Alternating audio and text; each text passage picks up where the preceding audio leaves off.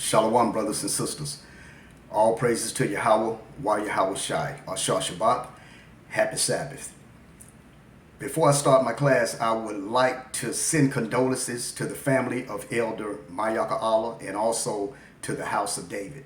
Mayaka Allah, the elder, was laid to rest yesterday, and I've been knowing Mayaka Allah for over 30 years. We met in 1987 at 1 West 125th Street, and Mike was a part of the video department, and when Masha set up the House of David, he continued to be a part of the video department. Now at 125th Street 1 West, Mike and Ariel were very close, and Mike participated in helping Ariel with the Sabbath service.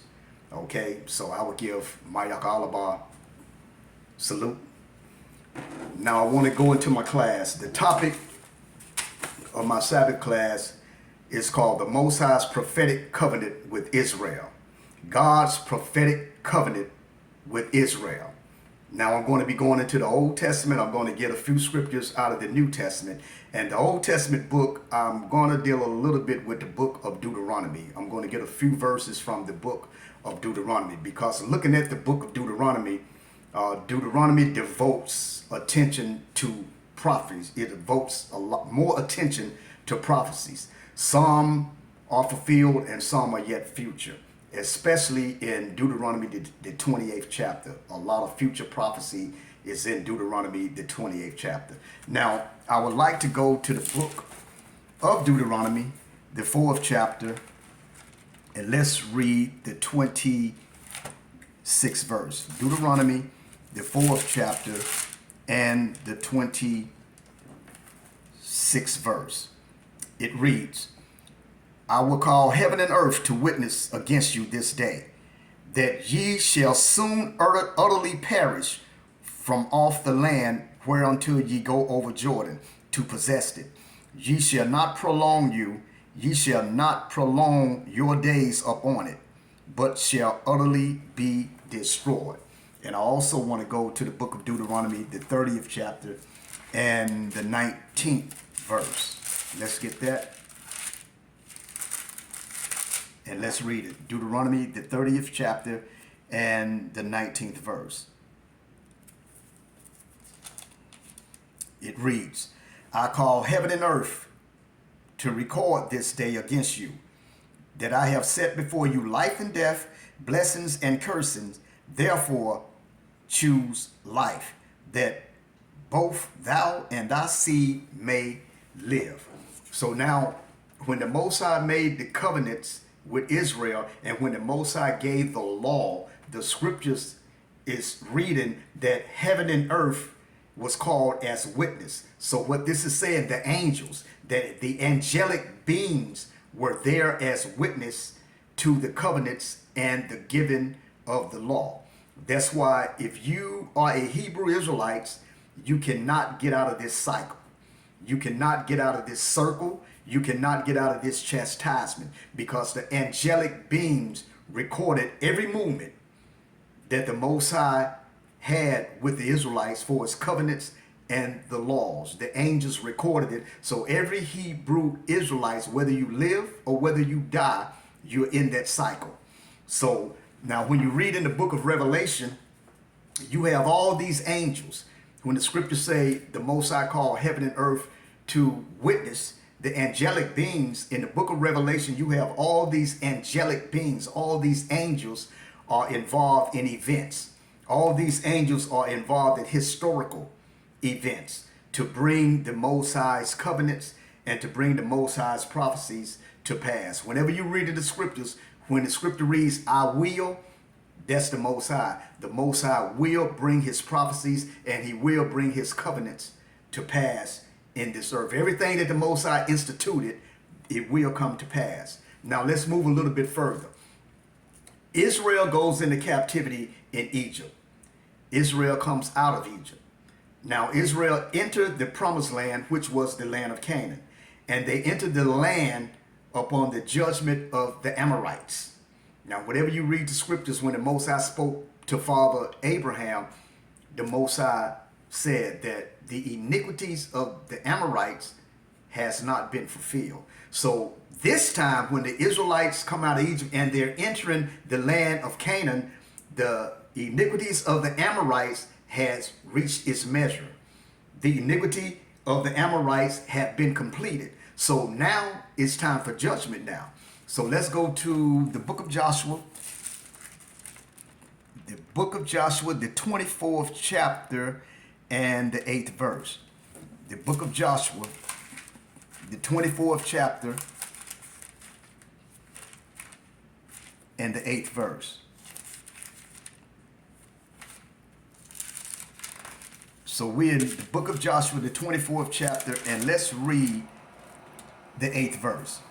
It reads, "And I brought you into the land of the Amorites, which dwelt on the other side Jordan, and they fought with you, and I gave them into your hand, that ye might possess their land, and I destroyed them from before you." This is Joshua, the 24th chapter and the 8th verse. Now, Israel enters the promised land, the land of Canaan. Now, this would correspond with the completion of the iniquity of the Amorites.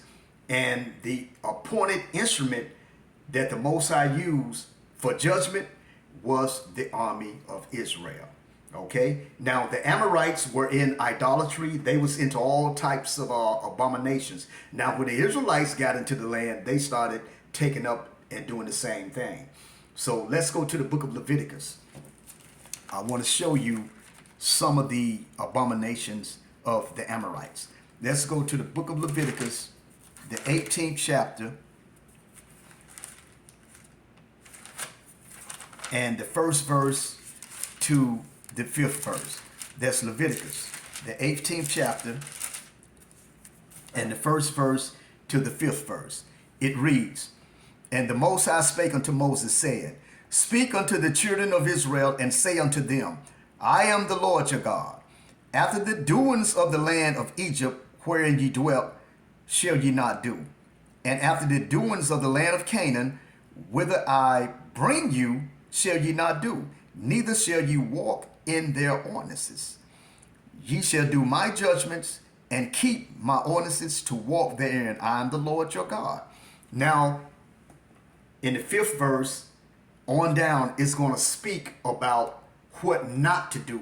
This is what the Amorites, the Canaanites, and all the other ites were doing in the land. So the Most High is speaking to Israel, telling them, look, this is what you should not do when you enter into the land. Let's read the 5th verse. Ye shall therefore, Salakim, ye shall therefore keep my statutes and my judgments, which if a man do, he shall live in them. I am the Lord. Now the 6th verse is speaking about what not to do. 6th verse, "None of you shall approach to any that is near of kin, to him to uncover their nakedness. I am the Lord." Now when you read on down, it speaks about the nakedness of the father and so forth. But you can read this whole chapter. But from the 6th verse on down, that's what the Amorites, that's what the heathen and other nation was doing. And the Most High is telling Israel, you don't do these things when you get into the land. But when the Israelites got in the land, they start doing worse than all the other nations. Now let's go to the 25th verse. We're going to read the 25th verse and the 27th verse. It reads, "And the land is defiled thereof.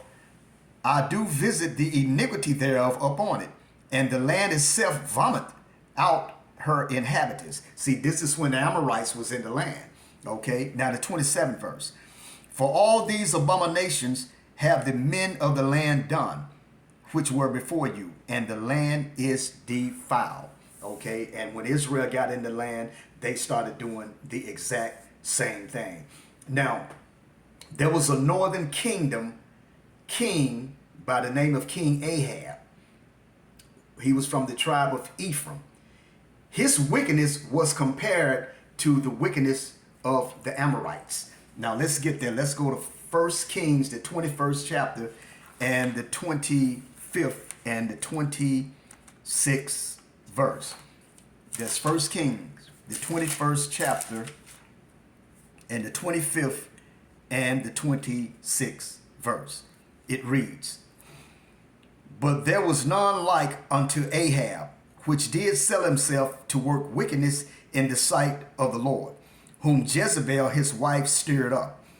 And he did very abominably in following idols, according to all things as did the Amorites, whom the Lord cast out before the children of Israel." So the scriptures tell you that the northern kingdom king Ahab from the tribe of Ephraim, his wickedness was compared to the Amorites. Now, remember, King Ahab's wife was Jezebel. Jezebel was a Canaanite. And when you read about the Phoenicians and the Sidonians, they are the same. Jezebel was a Canaanite, and Canaan's son was Sidon. They was also called the Sidonians. Now, Jezebel's father was a priest of Sidon who was called Priest Ethbaal, Priest King Ethbaal. Now, Jezebel was introducing this northern kingdom to idolatry. She was introducing the northern kingdom to all these different gods. Okay, she was in King Ahab's ear. Now, King Ahab and Jezebel's daughter, who was called Athaliah, was married to one of the kings of Judah, the southern kingdom. Now, she was in her husband's ear introducing the same thing, okay, idols and so forth. So there was the northern kingdom and the southern kingdom, both mother and daughter defiling both kingdoms. Now, from here, let's talk about a few covenants now. The title of my class is The Most High's Prophetic Covenant with Israel. Now, I would like to go over a few covenants that the Most High established with Israel and the fathers. You got the Noah covenant. You got the land covenant, the Abrahamic covenant. You got the Mosaic covenant, which is also called the Sinai covenant. You got the Davidic covenant or David's covenant. And the name Davidic came about in the 1800s. And you also have the new covenant. Now, let's go into some of these covenants. You got the Noah covenant. The Most High sends a flood, making way for a restored creation that would begin with Noah and his family. And the Most High enters a covenant that he would never again flood the earth. And this promised covenant is accompanied by an outward sign to remind future generations of this covenant. Now, that outward sign was the rainbow. And the rainbow, you can still see that in our time today. And I remember growing up as a child, when it rained, we used to run outside. When the rain cleared, we used to run outside and just look and watch the rainbow.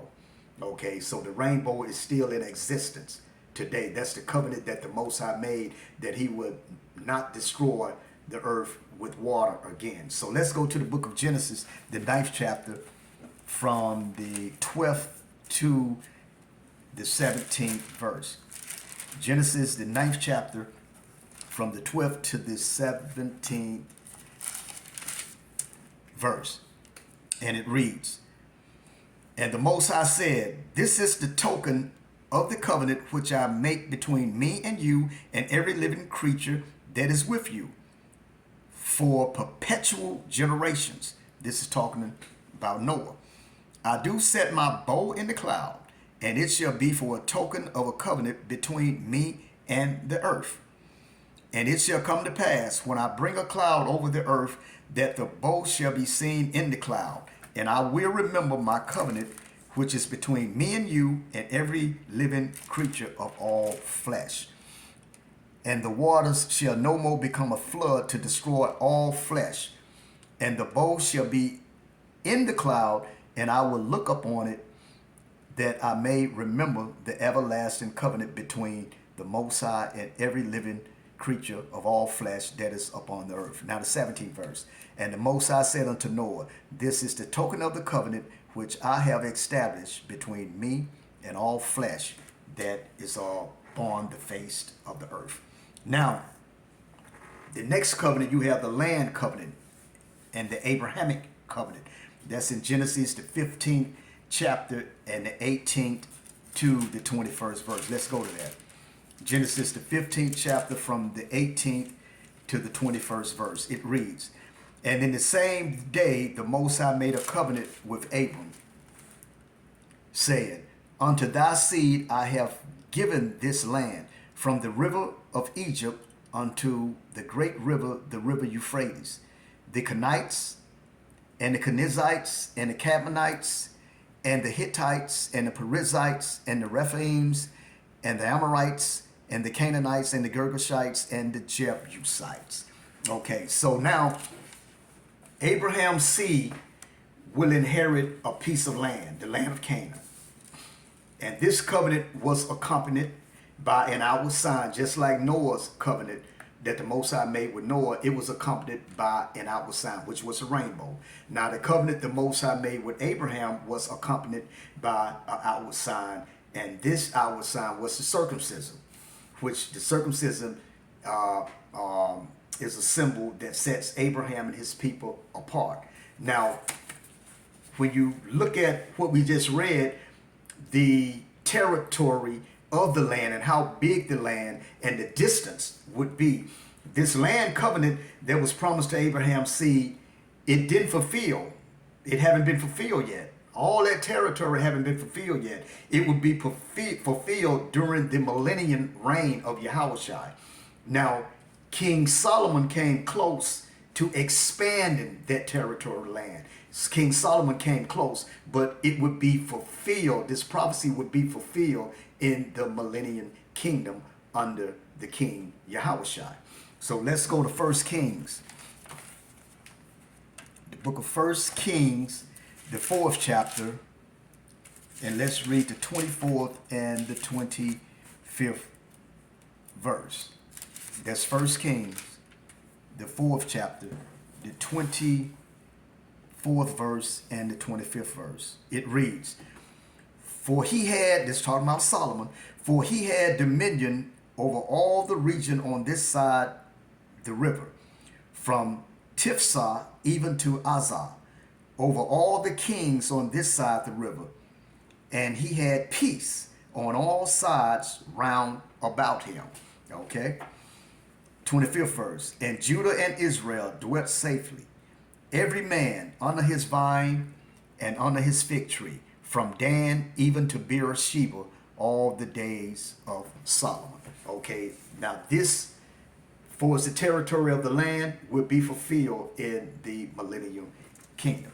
Now, let's go from here. Let's go to the Mosaic covenant. Now, the Most High promised to make Israel into a holy kingdom of priests that will spread his glory throughout the world, throughout the universe. And the Most High instructed Israel to obey all the laws that was given at Mount Sinai. Now, if we break those laws, which Israel did, the covenants, everything stopped for a minute. Okay, but it's going to pick back up. The Most High gave his promise will stand. So from here, let's go to the Davidic covenant. Now, when Israel was established, the Most High was Israel's king. But when Israel asked for a king, they kind of broke that covenant because the Most High was their king.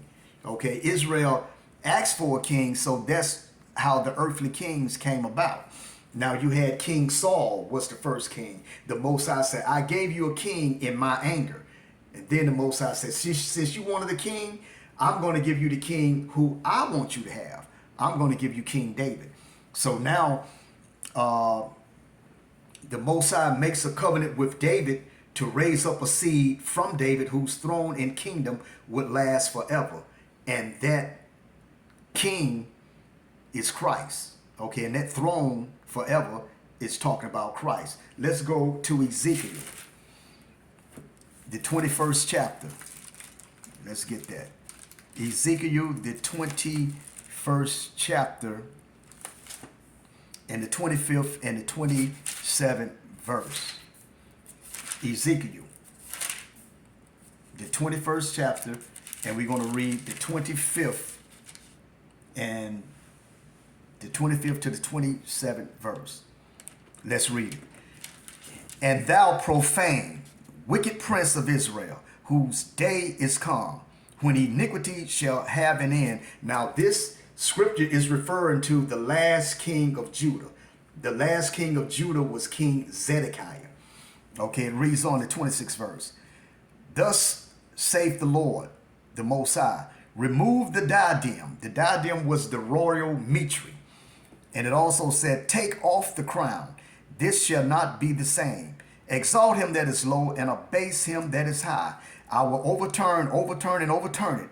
And it shall be no more until he come whose right it is, and I would give it him. And whose right it is Christ. It's Yahweh's. He has the right to rule as king, the king over the whole nation of Israel. Zedekiah was the last king of Judah, went into captivity under the Babylonians, and this prophecy is directed to Yahweh. Now, let's move from here. Let's move to the new covenant. Now, I want to go to Jeremiah, the 31st chapter, and from verse 31 to verse 34.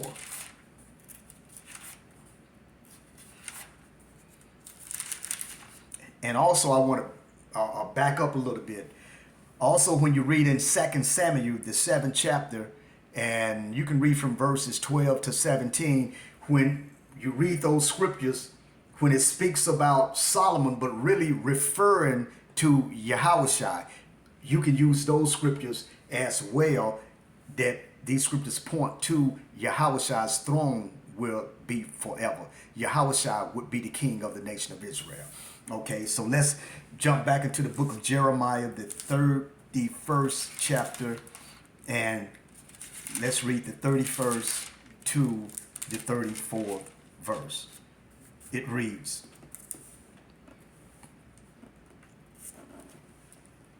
Behold, the days come, saith the Lord, that I will make a new covenant with the house of Israel and with the house of Judah, not according to the covenant that I made with their fathers in the day that I took them by the hand to bring them out of the land of Egypt, which my covenant they break, although I was a husband unto them, saith the Most High. But this shall be the covenant that I will make with the house of Israel after those days, saith the Lord. I will put my law in their inward parts and write it in their hearts, and will be their God, and they shall be my people. And they shall teach no more every man his neighbor and every man his brother, said, Know the Lord, for they shall all know me, from the least of them unto the greatest of them, saith the Lord. For I will forgive their iniquity, and I will remember their sins no more. So this new covenant will begin at the millennium kingdom, because this new covenant blessings, like I said, will start at the millennium kingdom upon the purging out the rebels and the purging out Satan. But later on in the future of that millennium kingdom, there'll be rebels again, and then Satan will be, Israel will be tested again. Satan will be back again as well. Okay, so this is in the millennium kingdom. When the millennium kingdom is finished, then you have to deal with Satan again, and then you have to purge out rebels again. But the laws, what makes the laws and the covenant, what makes it new, they're really not new, but what makes them new is that they will be up here now. Okay, you don't have to look at your fringes and remember the law, or remember to keep the law. You don't have to open up the scrolls and then show brothers and sisters to ask them, do they know the Most High, and show them about the Most High. It will be up here. That's what makes it new. Okay, now, and the new covenant will also continue into the eternal kingdom as well, the millennium kingdom. And then when the eternal kingdom is set up, the new covenant will also be instituted at that time as well. So now when we look at all these covenants build up on, and they form a complete redemptive structure. If you look at the Most High preserved the world through Noah. Abraham initiated redemption and established the nation of Israel through Moses. And the Most High promised an eternal king through David. Now all these covenants were fulfilled through who? Through Yahweh. All these covenants was fulfilled through Christ. Now, I want to go to the book of Deuteronomy, the 28th chapter and the 20th verse. The book of Deuteronomy, the 28th chapter and the 20th verse, verse 20. Let's get that and let's read it. The book of Deuteronomy, the 28th chapter, and let's read the 20th verse. It reads, the Lord shall send upon thee cursing, vexation, and rebuke, in all that thou settest thy hand unto for to do, until thou be destroyed, and until thou perish quickly, because of the wickedness of thy doings, whereby thou hast forsaken me. Now, when this word, in this 20th verse, when we read the word quickly, that's talking about when Israel entered the promised land. Israel's supposed to have remained in that land for many, many, many, many, many years, or rather forever. But Israel was in that land, I would say, a little, maybe over approximately 1,000 years. Okay, a little over 1,000 years. But Israel supposed to have been into that land and stayed there forever if they had obeyed and kept the laws of the Most High. So when the scriptures say that they perished quickly, you look at Joshua enters the promised land. Well, before that, there was 40 years of wandering in the wilderness. Then Joshua enters the promised land. Then you had the period of the judges. And you had, when the kings were set up, you had King Saul, you had King David, and you had King Solomon. Each one of these kings ruled for 40 years. So there was 120 years of a united kingdom.